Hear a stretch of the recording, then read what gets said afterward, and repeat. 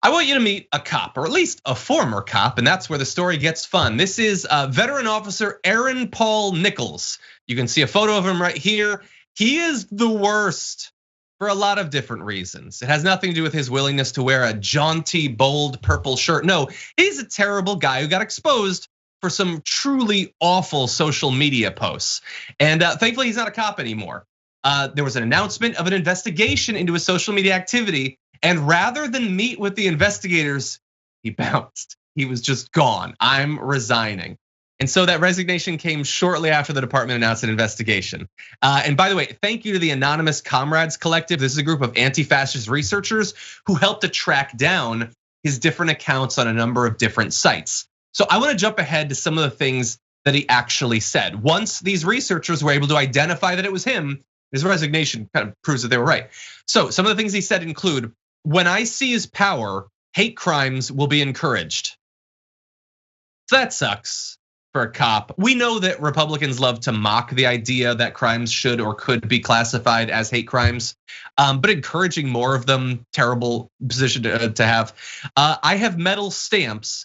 I think I'll just stamp 1488 into every, I'm gonna say that's a blurred out N-word, quarter I get, easy, yeah it was. So the 1488, if you're a sane person who doesn't dive deep into online white supremacy, is a Nazi thing. It references some groups and stuff like that. It's one of the ways they post about their white supremacy without necessarily exposing themselves to as much consequences.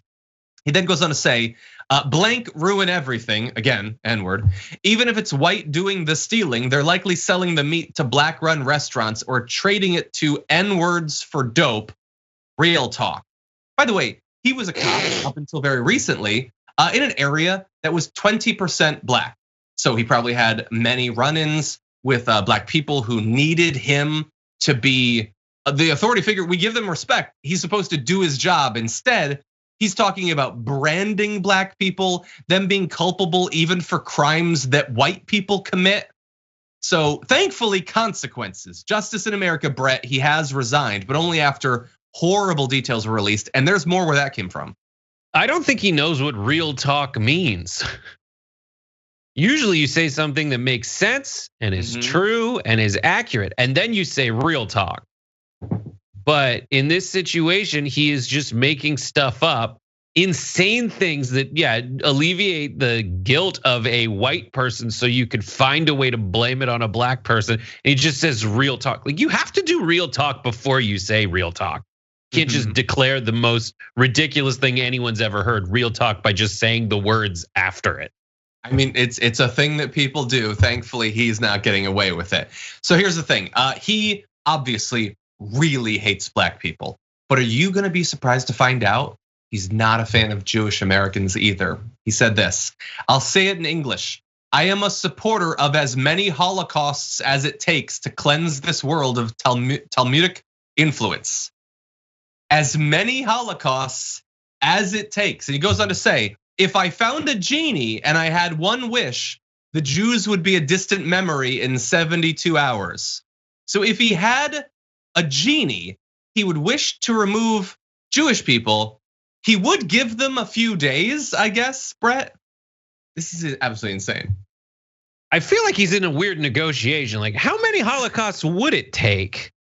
This is the weirdest version of how many licks does it take till you get to the center of a, and it's just like of an anti-Semite. As many Holocausts, I'm down. Because I'll clear my schedule for that. I won't like. I never understood why people hate Jews. I don't get it either. Well, unfortunately, we're running out of time. I will say, he said he hates the government, but at least now he's not a part of it. He has resigned. So great work from those anti-fascist researchers. We know that there are tons more cops like this where he came from, and only diligent research is gonna give us even a chance at consequences.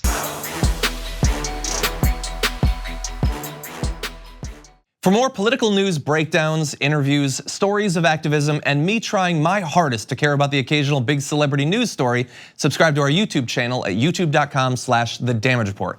And you can ring the bell wherever it is so you don't miss anything.